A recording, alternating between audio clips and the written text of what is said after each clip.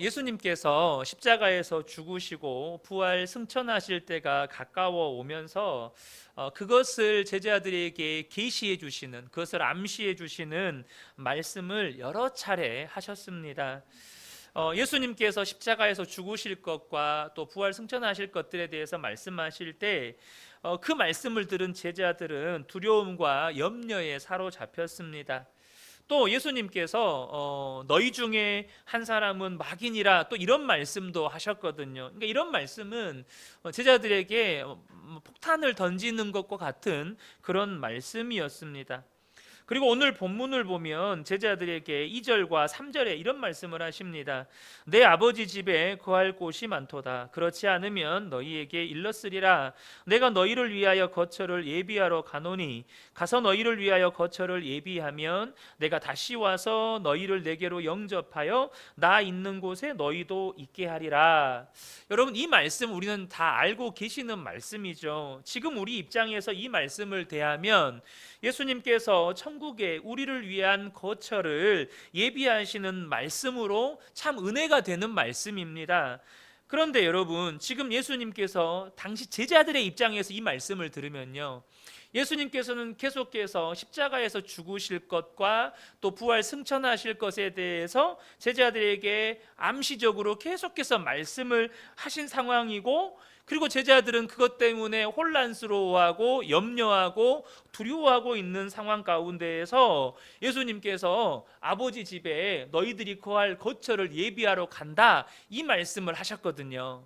그러니까 제자들이 이 말씀을 들었을 때는 뭔가 기대가 되고 막 기뻐하고 감격이 되는 그런 말씀이 아니고 도리어 혼란만 더욱 가중이 되는 그런 말씀이었다는 것입니다. 그래서 예수님께서 오늘 본문 앞에도 보면 내가 어디로 가는지 그 길을 너희가 아느니라 라고 하셨을 때 도마가 이런 대답을 해요. 5절을 보면 도마가 이르되 주여, 주께서 어디로 가시는지 우리가 알지 못하거늘 그 길을 어찌 알겠사옵나이까. 그러니까 내가 가는 길을 너희가 안다라고 말씀하셨음에도 불구하고 우리가 알지 못하는데 어찌 알겠습니까? 도마는 이렇게 반문하고 있는 거죠. 여러분, 도마가 어떤 사람입니까? 예수님의 창자국, 손에 못자국을 만져보지 않으면 나는 못 믿겠다, 이랬던 제자였잖아요. 그러니까 도무지 지금 이 제자들은요, 예수님의 이 십자가 죽음에 대한 말씀, 이 모든 말씀들이 제자들에겐 두려움과 이런 혼란만 가중시키는 그런 상황이었다라는 것입니다. 그런 제자들의 분위기가 굉장히 무겁게 가라앉아 있을 때 예수님께서 이와 같은 말씀을 하십니다. 16절, 18절입니다. 내가 아버지께 구하겠으니 그가 또 다른 보혜사를 너희에게 주사 영원토록 너희와 함께 있게 하리니 그는 진리의 영이라 세상은 능히 그를 받지 못하나니 이는 그를 보지도 못하고 알지도 못함이라. 그러나 너희는 그를 아나니 그는 너희와 함께 거하시며 또 너희 속에 계시겠음이라. 내가 너희를 고아와 같이 버려두지 아니하고 너희에게로 오리라. 지금 그런 혼란 가운데 있는 제자들에게 하신 말씀이 뭐였냐면 또 다른 보혜사를 너희에게 주셔서 영원토록 너희와 함께 있게 하겠다. 그가 너희와 거하시고 너희 속에 계실 것이다, 이 말씀을 해주시는 거예요. 여러분, 예수님께서 육체로 제자들과 함께 계실 때는 예수님과 함께한 사람들은 좋아요. 그렇지만 육체로 계시기 때문에 그 외의 사람들은 예수님과 함께 할 수가 없습니다. 그런데 성령으로 오시면 모든 그리스도인들 안에 주님께서 오셔서 주님과 동행하는 삶을 살게 된다는 거예요. 그러니 육체로 계실 때보다 지금 저와 여러분에게 성령으로 오신 예수 그리스도가 훨씬 더 유익이 된다는 것입니다. 그래서 예수님께서 제자들에게 이런 말씀도 하세요. 12절에 보면 내가 진실로 진실로 너희에게 이르노니 나를 믿는 자는 내가 하는 일을 그도 할 것이요 또한 그보다 큰 일도 하리니. 사실 우리는 요한복음 14장 12절의 말씀을 종종 나눌 때 많은 분들이요, 이 12절에 방금 제가 읽었던 부분까지의 강조점을 둡니다. 그러니까 나를 믿는 자는 내가 하는 일도 할 것이고 그보다 더 큰 일도 하게 될 거라는 말씀에 강조점을 둬요. 그런데 여러분, 이 12절 말씀의 정말로 강조점은 그 하반절에 있어요. 우리가 예수님이 하신 일도 할 수 있고 그보다 더 큰 일을 할 수 있는 이유는 예수님께서 아버지께로 가시기 때문이에요. 아버지께로 가시면 뭐 하신다고 그랬습니까? 우리에게 보혜사 성령님을 보내주시겠다고 말씀하셨어요. 그러니까 여러분, 이 12절의 말씀이 우리가 예수님이 하신 일도 하고 예수님이 하신 일보다 더 큰 일도 할 수 있는 이유는 성령님이 우리 안에 오셨기 때문이에요. 예수님께서 아버지께로 가셔서 우리에게 약속하신 성령님을 보내주셔서 그 성령으로 말미암아 우리가 주님이 하신 일도 하고 그보다 큰 일도 하게 될 수 있게 되는 것입니다. 그런데 당시 제자들은 이 말씀이 도통 이해가 되지를 않았어요. 하지만 약속하신 성령께서 그들에게 임하신 후에 이 말씀이 무슨 의미인지를 깨닫게 됩니다. 그리고 이 말씀이 오늘 저와 여러분에게 동일하게 중요한 말씀이라는 거예요. 분명히 예수님께서는 제자들에게 약속하시기를 고아로 버려두지 아니하시고 반드시 다시 오시겠다고 말씀하셨어요. 저와 여러분이 살아가는 동안에 반드시 붙잡아야 할 말씀입니다. 그런데 여러분, 저와 여러분이요, 이 고아로 버려두지 아니하고 반드시 다시 오신다는 말씀은요, 직접적으로는 예수님의 부활 사건을 말하는 겁니다. 얼마 있지 않아서 예수님께서 부활하셔서 제자들에게 다시 오실 것이라는 말씀이고, 또 궁극적으로는 우리 주님이 이 땅에 하늘과 땅의 모든 권세를 가지시고 심판하시기 위해 이 땅에 재림하실 것에 대한 말씀이기도 합니다. 그런데 그 말씀만이 아니에요. 고아와 같이 버려두지 않는다, 이 말씀은요, 주님이 항상 우리와 함께 하신다는 약속의 말씀도 품고 있어요. 왜 그러냐면 여러분, 하나님이 나의 아버지가 되신다는 것을 아는 것만으로는 절대 우리의 믿음이 충분하지 않습니다. 무슨 말이냐? 여러분, 고아도요, 아버지가 있다는 건 알아요. 아버지가 돌아가셨든지 나를 버리셨든지 아버지가 있다는 건 다 압니다. 근데 고아는 왜 고아입니까? 아버지와 함께 살지 않기 때문에 고아입니다. 아버지가 나를 버렸든지 아버지가 돌아가셨든지, 여러분, 고아도 아버지가 있다는 건 다 안다니까요. 그런데 고아와 우리의 차이는, 고아는 아버지와 함께 살지 않고 자녀는 아버지와 함께 산다는 거예요. 그러니까 우리가 고아가 아니라는 말은 주님이 우리와 함께 계신다는 것을 우리가 실제로 알고 그것을 삶 속에서 누리고 경험하게 된다는 뜻입니다. 세상 사람들은 예수님이 우리와 함께 하신다는 것을 전혀 알지 못합니다. 그러나 우리는 예수님이 우리와 함께 하신다는 것을 알고 그것을 경험하면서 사는 거예요. 우리가 예수님을 믿을 거면 예수님이 나를 위해서 십자가에서 죽으신 것만을 믿는 것이 아니고 우리 안에 오신 것을 스스로가 아셔야 한다는 거예요. 오늘 본문 19절 20절을 보면 조금 있으면 세상은 다시 나를 보지 못할 것이로되 너희는 나를 보리니 이는 내가 살아있고 너희도 살아있겠습니다. 이 19절 말씀은 부활에 대한 직접적인 말씀이에요. 근데 20절은 그날에는 내가 아버지 안에 너희가 내 안에 내가 너희 안에 있는 것을, 이게 여기서 20절에 말하는 그날에는 언제를 말하는 걸까요? 예수님이 부활 승천하신 다음에 성령님이 오신 그날에는이에요.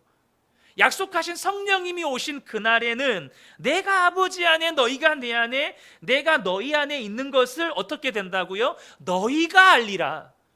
우리가 안다는 거예요. 우리가 그것을 경험하고 우리가 그것을 누리게 된다는 거예요. 그래서 오순절 성령 강림 사건 때 제자들은 이것을 실제로 경험하게 됩니다. 성령님이 그들 안에 임하시고 예수 그리스도께서 성령으로 그들 안에 거하셔서 정말로 권능을 가지고 사마리아와 유대와 온 땅끝까지 가서 주의 증인된 삶을 살기 시작하는 거예요. 예수 믿는 것이 별것이 아니라고 느끼는 분들도 있습니다.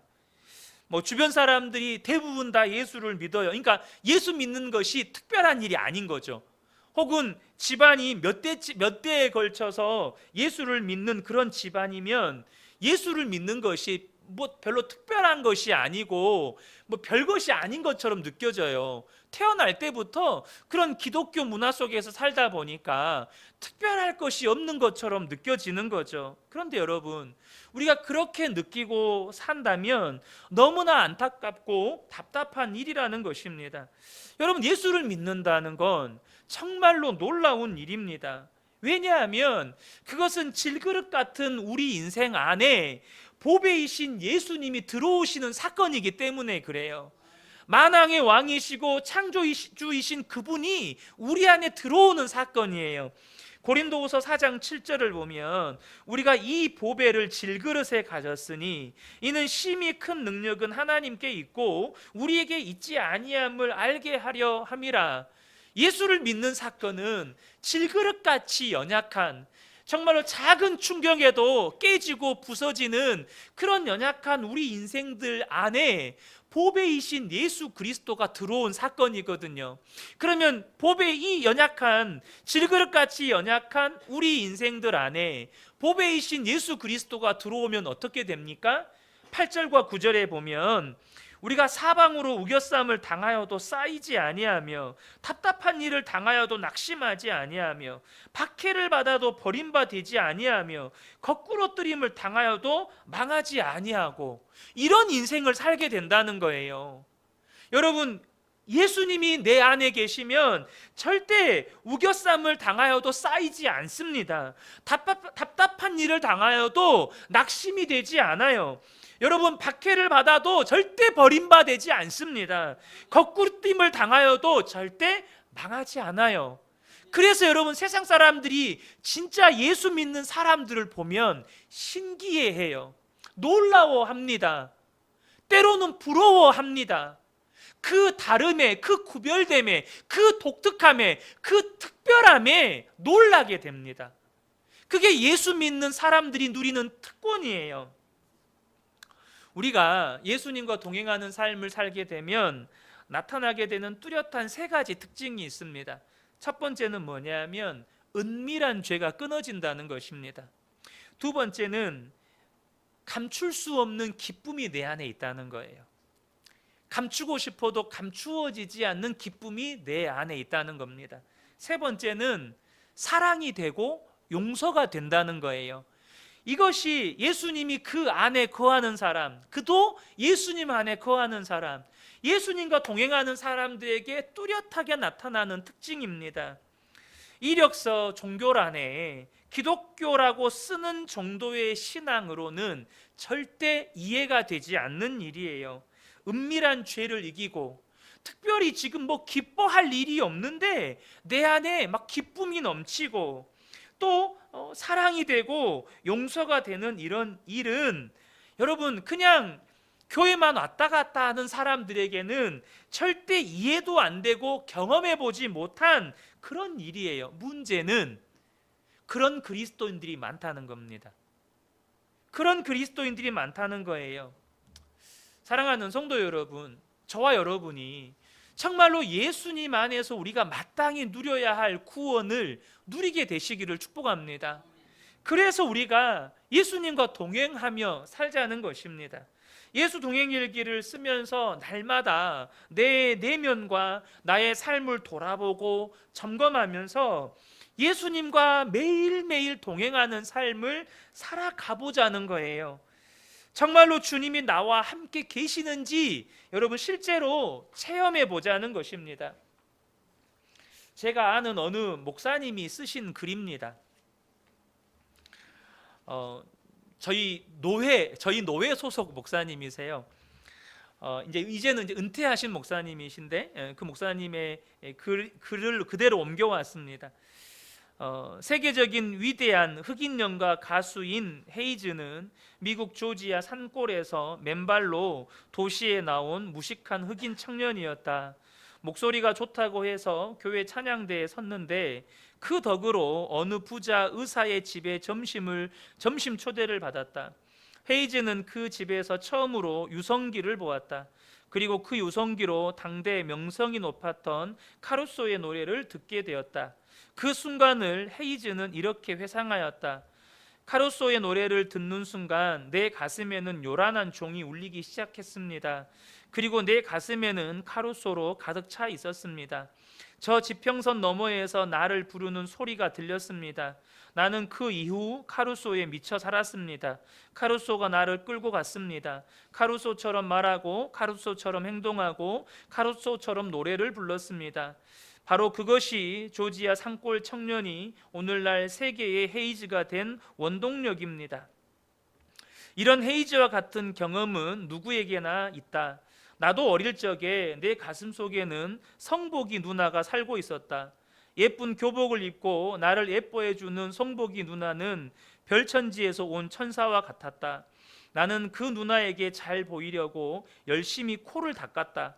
그러다가 국민학교 5학년 때 즈음에는 내 가슴 속에 윤숙이가 살게 되었다.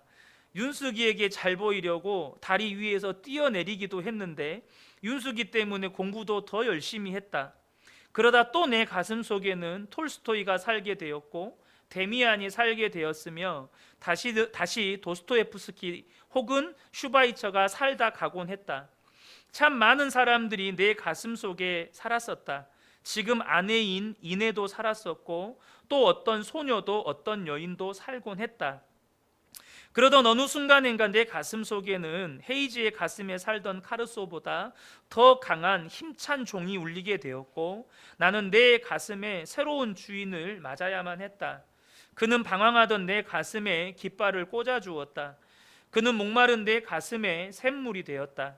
그는 아내 이내보다 내 아이들보다 더 강하게 내 삶을 이끌어갔다. 내 속에서 일어나는 수많은 욕심도 그를 바라보면 눈 녹듯이 사라지고 말았다.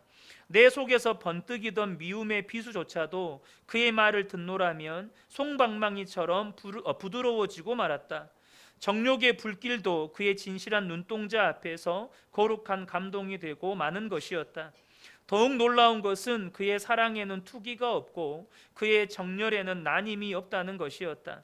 그는 주인이면서도 종처럼 알면서도 모르는 것처럼 내 가슴 속에 있으면서도 없는 것처럼 살아왔다. 그는 내 가슴 속에 살면서 내 가슴에 들어오는 모든 것을 보았다.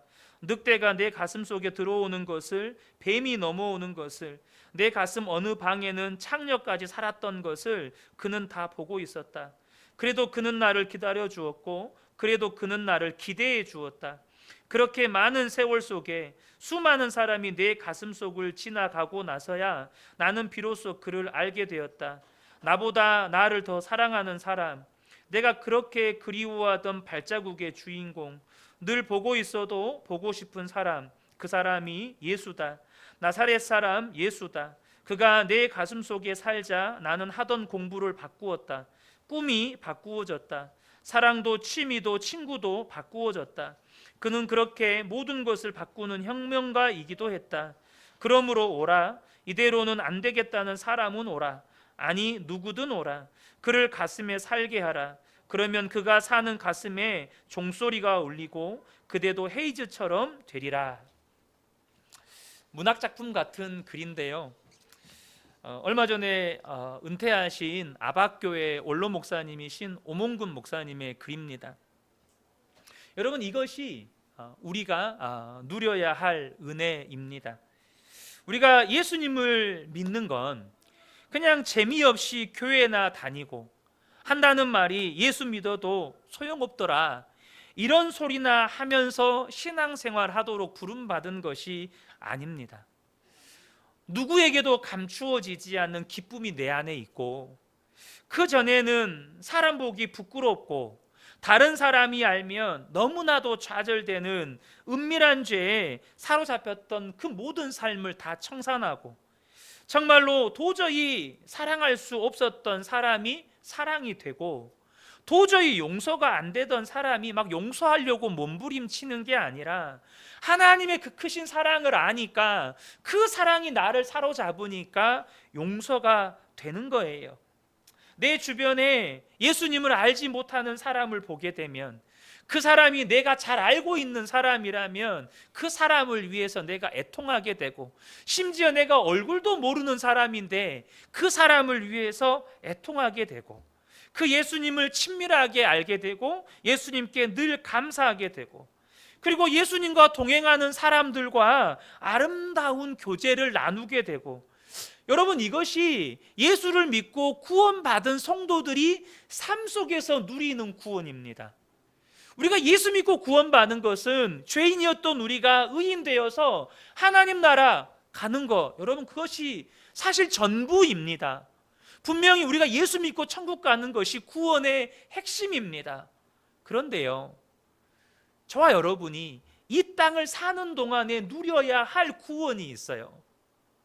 이 땅에서의 삶을 살아가는 동안에 누려야 할 구원이 있다는 겁니다. 이 땅에서 삶을 살아가면서 천국을 누려야 영원한 하나님의 나라가 사모함이 되는 것입니다. 근데 이 땅을 살아가면서 천국을 누리지 못하면 예수를 믿어도 염세주의자가 됩니다. 뭐예요? 야, 이 세상 삶에 낙도 없고 즐거움도 없고 삶을 비관하면서 빨리 죽어서 천국 가고 싶다. 그러니까 예수를 믿어도 염세적으로 예수를 믿는 거예요. 야, 세상 사는 건 너무 고달프고 너무너무 힘들다. 빨리 죽었으면 좋겠다. 빨리 천국 갔으면 좋겠다. 여러분, 예수 믿고 구원받는 것이, 야, 예수 믿고 이 세상 너무 힘드니까 빨리 죽어서 천국 가자, 이것이 전부라면 여러분, 예수 믿는 순간 바로 주님이 데려가셔야죠.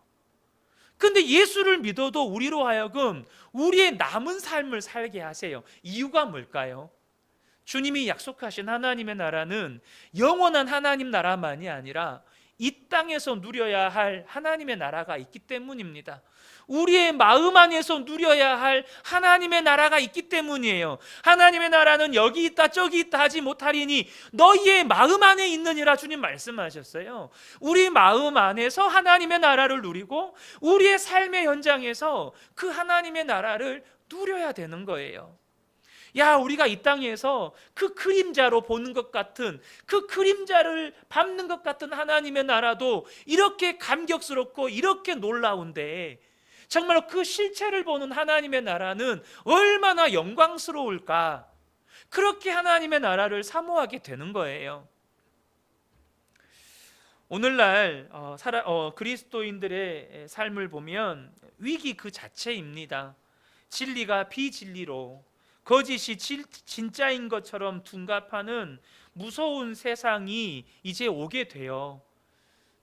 이번에 여러분 파리 올림픽에 대한 비난이 굉장히 많습니다. 여러분 개막식 보셨나요? 그 개막식이 완전히 동성애 코드로 개막식 행사들이 꾸며졌어요. 특별히 그 개막식 쇼 중에는 레오나르도 다빈치가 그린 최후의 만찬의 그림을, 그 뒷 배경에 동성애자들을 세워놓고 그렇게 프랑스 가수가 노래를 부르는 장면이 정말로 예수를 안 믿는 사람들조차 기독교를 모독하는 것이었다라고 말할 정도로, 여러분, 그렇게 사실 이번에 프랑스 올림픽 개막식이 처참했습니다. 표현의 자유, 우리 아이들에게 제3의 성을 가르칩니다. 학교에서 하나님이 창조하시지 않은 제3의 성이 있다고, 그 비진리가 진리인 것처럼 아이들에게 가르쳐집니다. 저희 때는요, 진화론과만 싸우면 됐어요. 제가 중학교 올라갈 때요, 다 지금 배우셨잖아요. 우리 중학교 올라갈 때 고민이 생물 시간에, 이제 과학 시간에 진화론 배울 건데 그것만 조금 고민하면 됐었어요. 근데 이제 진화론은 아무것도 아니에요. 초등학교 때부터 이미 남자 여자가 함께 사용할 수 있는 화장실을 만든다니까요. 그렇게 비진리가 진리로 둔갑하고 거짓이 진짜로 둔갑하고 있는 세상이 오고 있어요. 가정 안에서 부모와 자녀 간의 갈등은 얼마나 심각하고 환경 오염으로 인해서 인한 이 기후 재앙은 또 얼마나 심각합니까? 그런데 여러분, 우리가 분명하게 믿는 것은 그 모든 것보다 더 크신 분이 하나님이시라는 것입니다. 우리 안에 오신 예수님이시라는 거예요. 문제는 우리가 그 주님을 아느냐 하는 것입니다.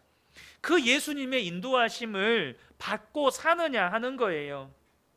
우리가 일상의 삶에서 평상시에 주님과 동행하는 삶의 훈련이 되어 있지 않으면 급하고 다급하고 어려운 일이 생겼을 때 주님을 붙잡으려고 하면 정말로 당황스럽고 막막하기만 합니다.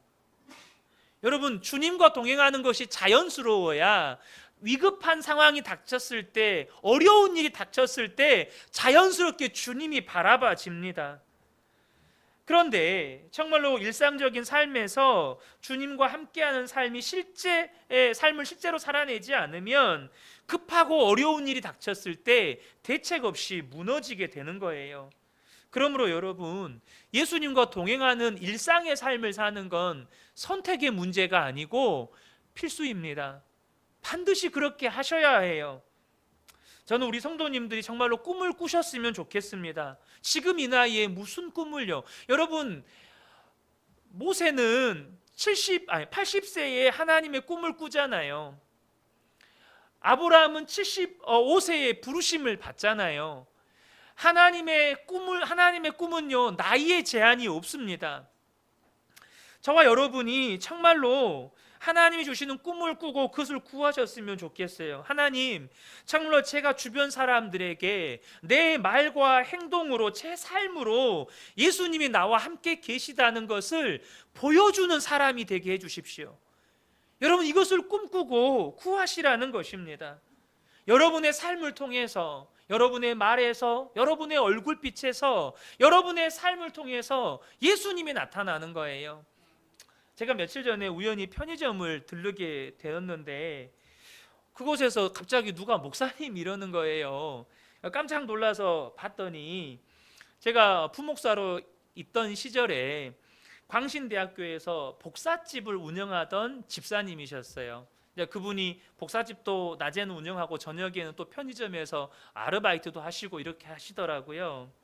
그래서 너무 반갑게 거의 한 6, 7년 만에 이렇게 뵈는 거여가지고 반갑게 인사를 나누면서 대화를 나누는데 그분이 하시는 말씀이 좀 부끄러운 이야기이긴 하는데, 목사님 부목사 때는 얼굴 낯빛이 항상 어두웠는데 지금은 얼굴빛이 너무 밝아 보인다는 거예요. 집사님, 제가 머리가 많이 빠져서 이렇게 머리에서 빛이 나서 그렇게 밝아 보이는 걸 수 있어요. 제가 이렇게 농담식으로 말을 했는데 그게 아니라고. 머리에서 광이 나서 그런 게 아니라 목사님 얼굴이 부목사 때하고는 너무 달라 보인다는 거예요. 너무 좋아 보인다는 거예요. 제가 그 집으로 오면서 곰곰이 생각을 했어요. 제가 거기서 두 가지 이유를 찾았습니다. 첫 번째는 뭐냐면 제가 저를 어떤 틀 안에 가두지 않는 예수님 안에서 누리는 자유함이었습니다. 두 번째는 이것이 정말 핵심인데 십자가 복음, 그러니까 내 안에 계신 예수 그리스도, 나는 죽고 예수로 사는 삶이 무엇인지를 제가 실제로 삶 속에서 맛보고 누리고 있기 때문이에요. 제가 개척한 지 6년이 됐습니다. 여러분, 6년 동안 무슨 일이 일어났습니까? 사실 제가 부목사 때보다 재정적으로 훨씬 더 힘듭니다. 그런데 그것 때문에 저한테 고민이 되지 않아요. 그것 때문에 제 부목사 때 저희 하은이가 이렇게 아프지 않았어요. 근데 제가 목사가 돼서 의지할 것이 아무것도 없는 그 상황에 나를 하나님께서 광야에 몰아넣으셨을 때 정말로 하나님만 바라보고 사는 거, 예수님만 바라보고 사는 거, 예수님과 동행하며 사는 것이 무엇인지를 더 알아가고 경험하게 하셨다는 겁니다. 정말로 제가 여러분에도 언젠가 고백했던 것처럼 제 안에 끊지 못했던 은밀한 죄가 끊어지고 제 안에 감출 수 없는 그냥 기쁨들이 제 안에 있고, 용서가 안 됐던 사람이 용서가 되고, 사랑이 안 됐던 사람이 사랑이 되고, 이게 제 안에서 경험되어지는 실제예요. 제가 완전하다는 말이 절대 아닙니다. 때로는 여전히 저도 넘어집니다. 근데요, 제가 예수동행일기를 쓰면서 그 넘어짐이 절대 오래가지 않습니다. 유기성 목사님은 하루라고 하는데 저는 하루까지는 아닌 것 같아요. 하루까지는 아닌데 며칠 안 갑니다. 며칠 안 가요. 다시 또 돌아보고 또 돌아보면서 며칠 또 씨름해요. 막 속에서 속앓이를 합니다. 그런데 거기서 또 다시 나는 죽었습니다. 오직 내 안에 예수님만 사십니다. 그거를 선포하고 다시 또 주님 바라보고, 그러면 정말로 그 안에서 해결되지 않았던 것들이 자연스럽게 해결돼요. 저희 아내가 지금 듣고 있는 이제 어떤 강의가 있는데, 그 강의에서 가족들 인성 검사를 이렇게 해오라고 했어요. 인성 검사. 그래서 저도 그 인성 검사지에다가 인성 검사를 하고 이제 교수님한테 그 해석이라고 해야겠죠. 그거를 이렇게 듣게 됐어요. 너무 감사하게도요, 잘 살고 있대요. 잘 살고 있대요. 하나님 부르심대로 잘 살고 있대요. 여러분, 저는 우리 모든 성도님들이 정말 예수님 안에서 누리는 이 구원의 기쁨, 구원의 자유함, 나는 죽고 예수로 사는 이 십자가 복음의 능력을 여러분 삶 속에서, 여러분이 도무지 뛰어넘지 못했던 큰 문제 앞에서 꼭 경험하게 되는 은혜가 있으시기를 예수님의 이름으로 축복합니다. 그래서 그것을 사람들에게 자랑하는 거예요. 내가 예수 믿었기 때문에 이런 삶을 살고 있다고. 우리 모든 성도님들 안에 이 은혜가 있기를 예수님의 이름으로 축복합니다. 아멘. 이 시간 우리 또 성도님들 나오셔서 삶의 은혜들 나눠주시면 좋겠습니다. 우리 최철옥 권사님 앞으로 나오셔서 순서대로 나와주시면 감사하겠습니다.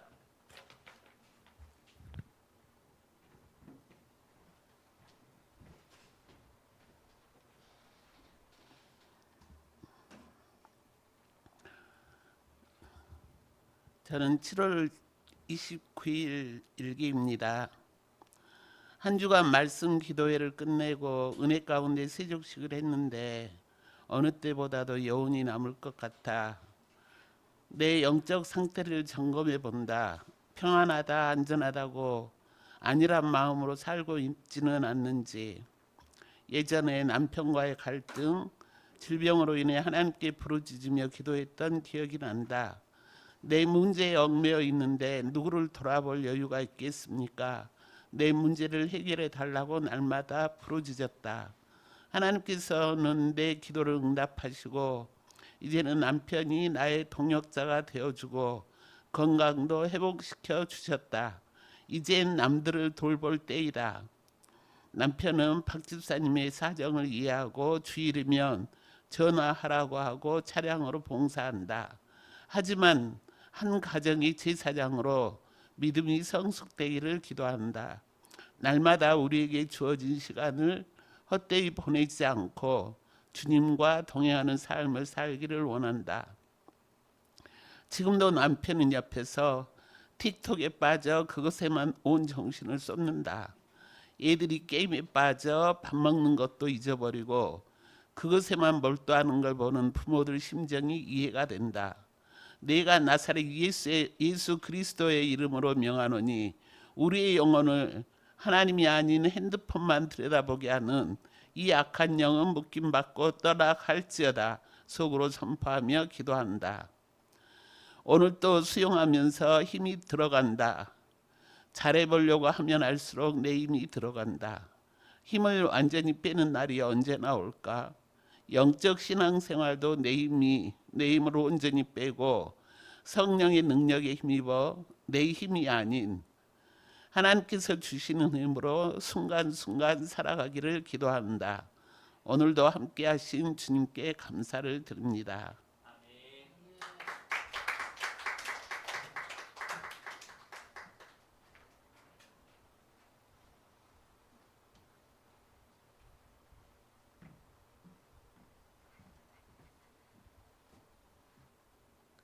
말씀 기도의 첫날입니다. 말씀 기도의 첫 대를 주셔서 감사합니다. 한 주간 말씀을 통하여 유다 백성들이 아닌 송이나미가 이벤트로 끝나지 않게 하시고 변화가 되어지는 제가 되게 하소서. 이전보다 주님의 사랑과 마음을 온전히 더욱 알게 하소서. 나를 향하여 책망하시는 말씀을 즉시 깨닫고 귀를 기울여 듣게 하소서. 믿는 척 위선적인 나의 신앙을 생활을 하지 않게 하소서. 습관적 반복적으로 넘어지는 나의 죄를 십자가로 소멸시켜 주소서. 주님의 승리가 저의 승리가 되게 하소서. 하루를 살아도 믿음으로 살으라는 말씀을 주셔서 감사했습니다. 마음을 돌이키고 삶에서 돌이켜 영적 반전이 되어 마귀에게 처절하게 싸워 이기라고 하시니 감사합니다. 은혜 받는 영적 성장이 되어 반전 전부가 되라고 하시니 감사합니다. 오늘 말씀이 계기가 되어 믿음의 훈련을 주셔서 감사합니다.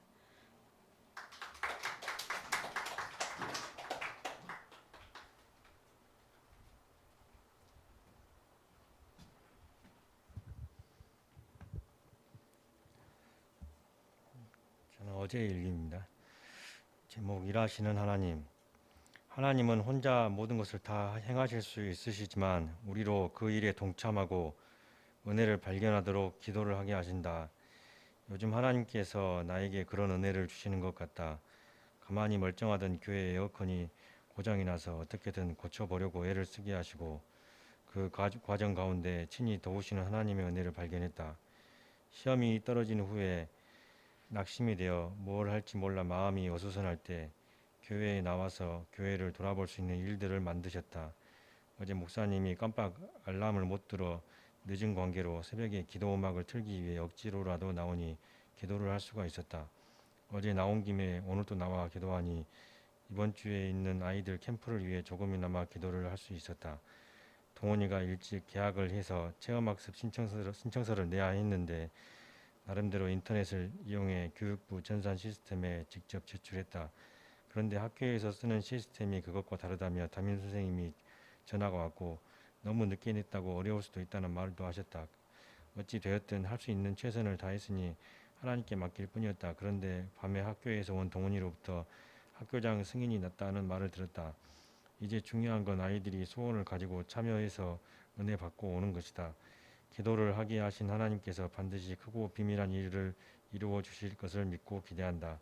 우리 교회가 하나님의 은혜와 진리의 두 기둥으로 든든히 서 가도록 기도해야겠다.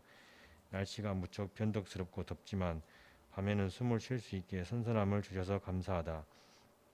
풍성한 가을의 결실을 보도록 땀 흘리는 것을 짜증내지 않고 감사함으로 이 무더위를 건강히 잘 견뎌내길 기도드린다.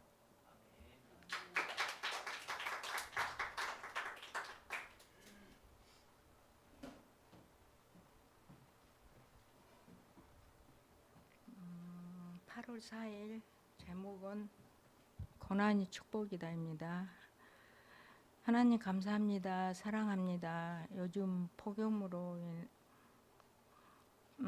에어컨을 싫어하는데 처음으로 들은 것 같습니다.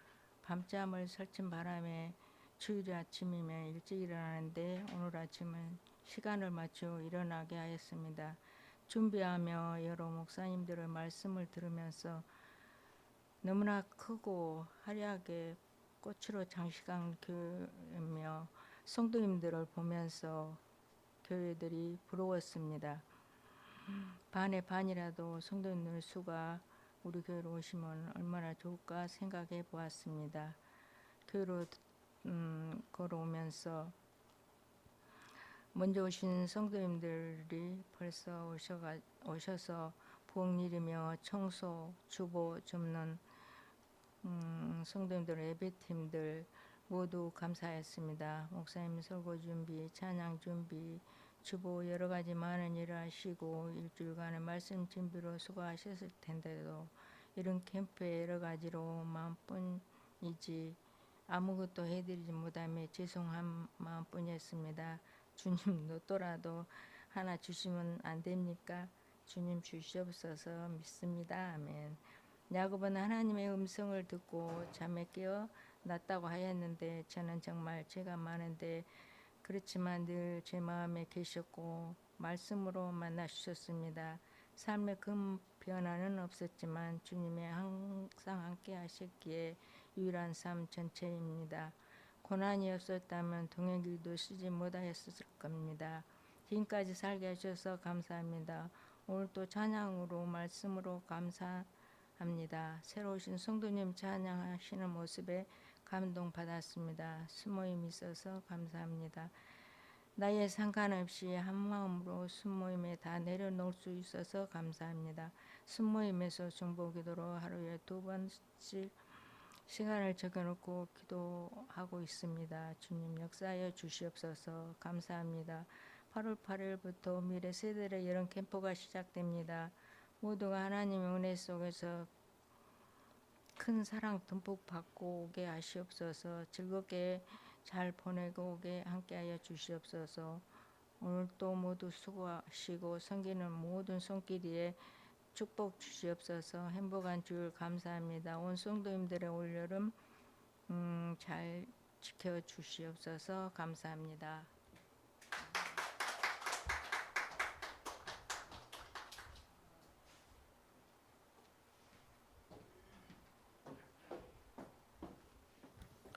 (2024년 8월 6일) 화요일. 제목 입추 전날. 입추가 내일인데 날씨는 여전히 무덥다. 오후에 소나기가 내린다 싶더니 아니 온 것만 못하게 내려 습도만 더 높여버렸다.